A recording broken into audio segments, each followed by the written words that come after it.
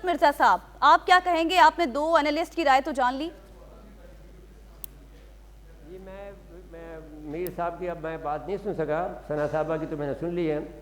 जी जी। देखिए बुनियादी तौर पर इस वक्त पाकिस्तान जो है इंतहाई यानी जो तमाम इदारे हैं वो टूट फूट का शिकार हैं, और सारे के सारे इदारों के अंदर जो उनकी वक़ार था वो इस वक्त मजरूह हुआ है बुरी तरह से।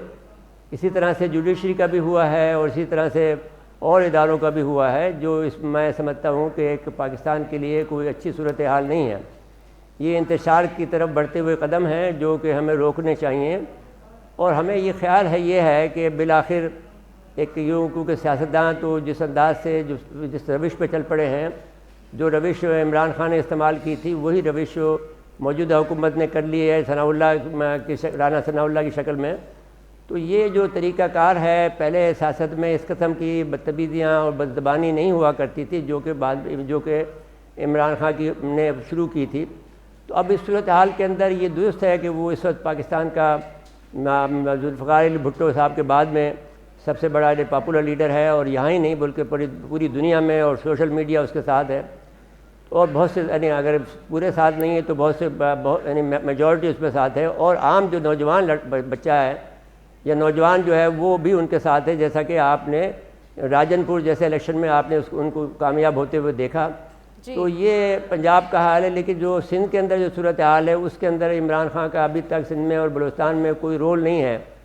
अब अगर वो खैबर पख्तूनख्वा में और उसमें अपना रोल अदा करना चाहते हैं तो वो एक बहरहाल सवाली निशान है। अब सवाल ये पैदा होता है कि ऐसी सूरत हाल में, क्योंकि हम जो हैं यानी जो पावर पॉलिटिक्स के हम स्टूडेंट हैं और अब से नहीं है, 1988 से हमारी किताब है सियासतदानों और जलों में इक़्तिदार की कशमकश, वो हमने 1988 में लिखी थी, 1993 में वो छपी है।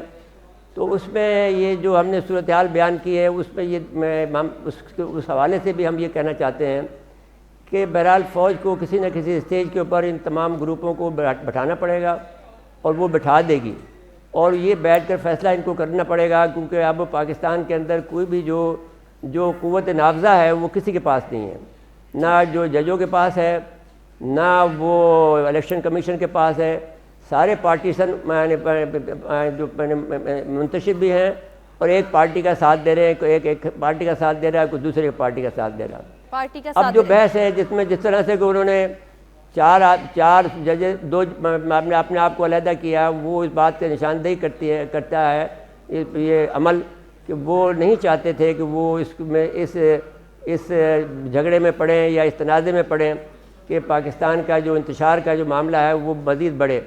लेकिन बहरहाल जो सुप्रीम कोर्ट का फ़ैसला आया वो बहरहाल इस हवाले से हरफ आखिर है, और उसको इम्प्लीमेंट कराने के लिए किसी न किसी अदारे को ज़रूर अपना किरदार अदा करना होगा। और मैं ये समझता हूँ कि जो हालात हैं वो स्टीयर हो रहे हैं आहिस्ता आहिस्ता। स्टीयर ये होता है कि आहिस्ता आहिस्ता आप किसी चीज़ को आप मोड़ें, और मोड़ना जो है वो जो अमल हो रहा है, जो क्योंकि हम जैसे कहा कि आपको सियासत के भी हम 1954 से हम सियासत को देख रहे हैं। ठीक है, जो सुप्रीम कोर्ट